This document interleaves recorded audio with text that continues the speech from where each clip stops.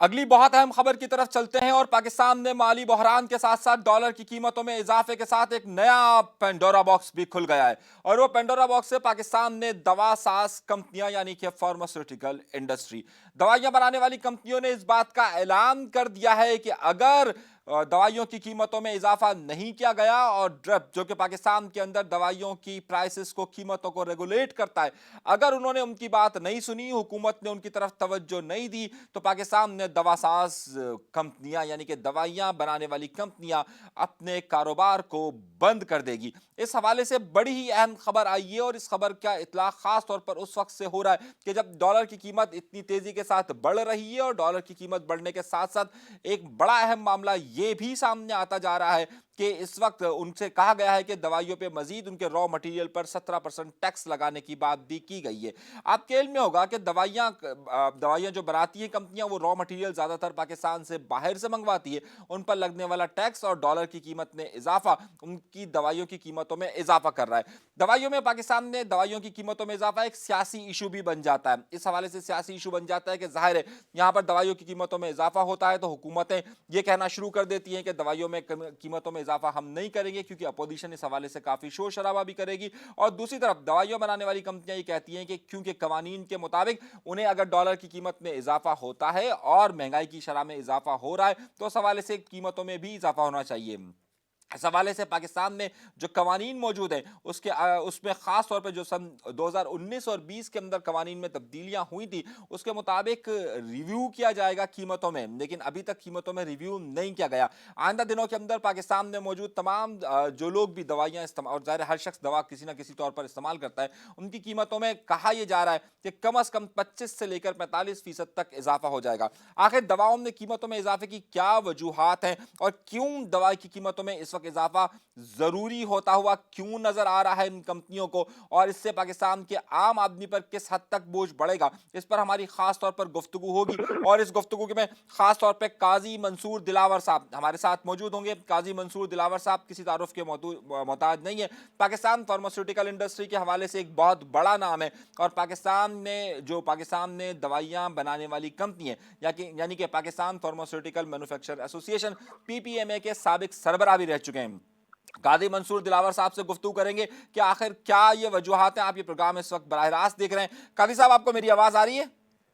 جی بالکل آ رہی جی۔ قاضی منصور صاحب، کیوں آپ کی طرف سے ایک دھمکی آمیز کہا جا رہا ہے کہ بات کی گئی ہے، ہماری ڈرپ سے بات ہوئی ہے اور انہوں نے کہا ہے کہ بھائی ہمیں تو کوئی اس طرح کی تجویز کوئی چیز موصول ہی نہیں ہوئی ہے کہ پاکستان میں دوا ساز کمپنیاں جو ہے وہ اپنا کاروبار بند کر رہی ہیں؟ جی بہت شکریہ پہلے بھائی، بسم اللہ الرحمن الرحیم۔ پہلی بات تو یہ ہے کہ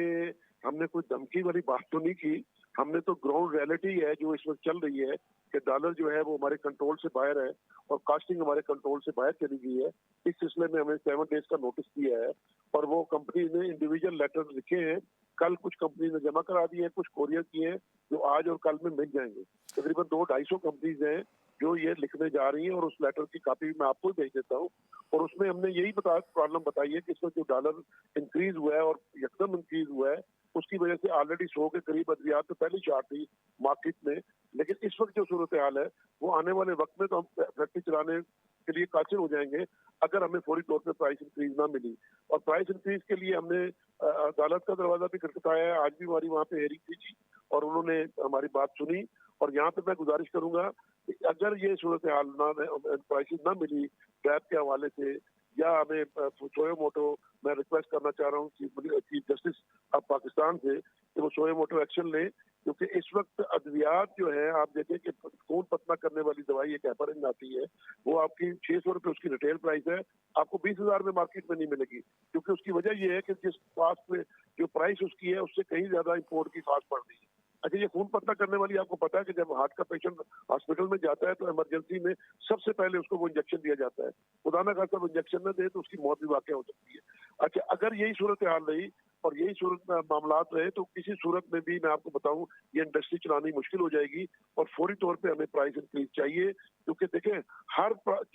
سیکٹر میں جب چاہے وہ پرائس بڑھا لے، جیسے چاہے وہ پرائس بڑھا لے، ہمارے یہاں پرابلم یہ ہے کہ ہم خود سے پرائس نہیں بڑھا سکتے، ڈریپ اس کو کنٹرول کرتی ہے، اور ڈریپ جب ریکمینڈ کرتی ہے تو پھر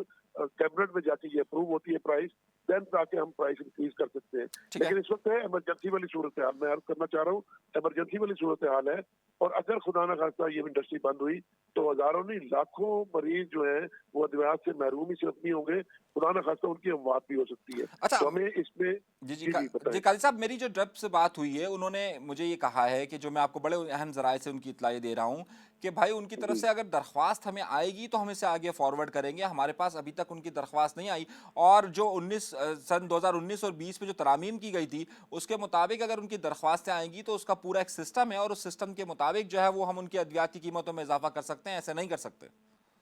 जी प्यारे भाई, जो तरमीम की गई थी ना 2018 में, वो तरमीम ये थी कि साल में आप मैक्सिमम 7% टू 10% इंक्रीज कर सकते हैं प्राइस, और डॉलर एक साल में 67% इंक्रीज हुआ है। पहली तो बात यह है कि उस तरमीम के तहत हम नहीं चल सकते, वो हमारे इख्तियार में नहीं है। लेकिन वो तो इसी आपकी तरह आपकी सुप्रीम लेकिन कोर्ट की लेकिन लेकिन उस जमाने में जो मिनिस्टर्स थे मुझे अच्छी तरह याद है, और मेरी जो ड्रब से भी बात हुई उन्होंने कहा था ये तो हमने बाकायदा जो उस वक्त पीपीएमए के लोग थे उनसे बाकायदा मुशावरत के बाद ये हमने फार्मूला तय किया था कि इस तरीके से ये फार्मूला तय होगा, वरना तो आपको याद है कि 2001 से लेकर 2016 तक कीमतें नहीं बढ़ पाई थी इस तरह तो। जी जी 13 साल कीमतें नहीं बढ़ी थी, 13-14 साल। बिल्कुल आप ठीक फरमा रहे हैं कि पीपीएमए को लूप में लिया गया था, और इसमें चीफ जस्टिस साहब ने सोए मोटो लिया था उस वक्त के, और उसके बाद डैब ने मिलकर हमें साथ बिठा के किया था। लेकिन जो इस वक्त इमरजेंसी पाकिस्तान में आई है, ये तो हम तस्वुर भी नहीं कर सकते थे प्यारे भाई। यहाँ मैं एक बात और अर्ज कर दूं कि आपके सिर्फ हमें प्राइसेस का इशू तो है ही है, उसके साथ साथ डॉलर के बढ़ने की वजह से या डॉलर की शॉर्टेज की वजह से हमारी एलसीज नहीं खुल पा रही, और उसकी वजह से स्टेट बैंक तो कह रहा है जी हमने तो बैंकों को कह रखा है, बैंक कहते हैं जी हमारे पास डॉलर ही नहीं है, हम अगर आपकी एलसीज खोल देंगे तो उसको रिटायर कैसे करेंगे। अच्छा, उस एलसीज ना खुलने की वजह से रॉ मटेरियल भी शॉर्ट हो रहा है, जब रॉ मटेरियल शॉर्ट होगा उधर से प्राइसेस नहीं मिलेगी, उधर से अपनी मुंह मांगा डॉलर का रेट होगा, तो फिर कैसे मुमकिन है कि हम उस पॉलिसी के तहत चले। अच्छा दूसरी अच्छा, गुजारिश मैं यहाँ पे मैं कथा कलामी करूंगा। मेरी जो ड्रब से बात हुई है, जब मैंने उनके सामने ये जी एलसी का इशू रखा तो उनका कहना ये था कि भाई ये हमारा इशू नहीं है, वो हमें क्यों धमकी दे रहे हैं, ये तो गवर्नमेंट लेवल का इशू है कि अगर उनकी एलसीज नहीं खुल रही, जबकि हमने तो बाकायदा गवर्नमेंट लेवल पर भी इस बात को कहा हुआ है और ड्रब ने भी कहा हुआ है कि फार्मास्यूटिकल सेक्टर्स की जो है वो एलसीज प्रायोरिटी बेसिस पे खोली जाए।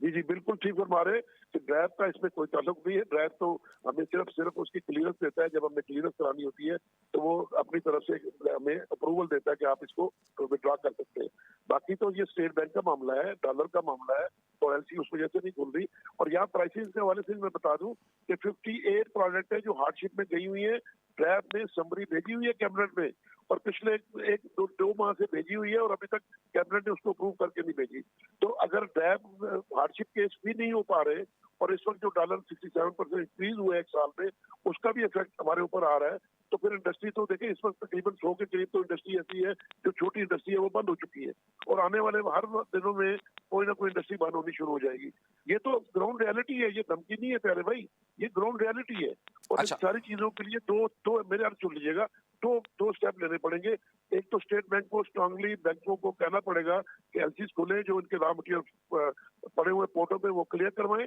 और फौरी तौर पे अक्रॉस द बोर्ड हमें प्राइस इंक्रीज के लिए चाहे सुप्रीम कोर्ट शोए मोटो ले, चाहे प्राइम मिनिस्टर ऑफ पाकिस्तान में फेवर करे, अक्रॉस द बोर्ड हमें प्राइस दे। क्योंकि जब श्रीलंका में आपको पता है क्राइसिस आया, डिफॉल्ट हुए, तो उन्होंने $400 मिलियन अलग रख दिया हेल्थ के लिए, और उन्होंने 40% across the board price increase कर दी, ताकि डॉलर 100 से 300 हुआ था उस वक्त। ठीक है, ठीक है।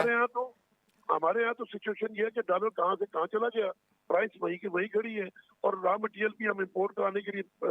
हाथ में एलसीज लेके बैठे हुए, और बैंक एलसीज नहीं खोल रहा। ठीक है, ठीक है। बहुत शुक्रिया काजी मंसूर साहब। काजी, आपने खास तौर पर इस वक्त मौक़िफ़ सुना जो कि फार्मास्यूटिकल इंडस्ट्रीज़ का मालिकान है उनका मौक़िफ़ सुना है। इस वक्त ये बड़ा ही अहम मसला बना हुआ है कि आखिर अद्वियात की कीमतों में जो 18-19 के अंदर तरामीम की गई थी उसके अंदर ये लिखा हुआ था कि 10% तक इंक्रीज़ होगा, लेकिन क्योंकि इनका मौक़िफ़ ये है कि 67% तक डॉलर की कीमत में इजाफा हुआ है, इसलिए इसमें इजाफा होना चाहिए। दूसरी तरफ यकीनी तौर पर अगर आप ये देखिए कि जिस तरह उन्होंने कहा कि खून पतला करने वाली अद्वियात दवाई जो 600 रुपए की थी इस वक्त 20,000 रुपए की मार्केट में नहीं मिल रही है। ये बहुत बड़ी खबर है और बहुत अहम नुक्ता है कि उसका हल पाकिस्तान की मौजूदा हुकूमत को ढूंढना पड़ेगा कि वो किस तरीके से तलाश करते हैं। अभी तक के लिए इतना ही। मजीद और खबरों के लिए देखते रहिए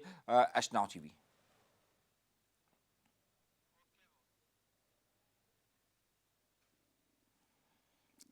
आप किसे लेना है?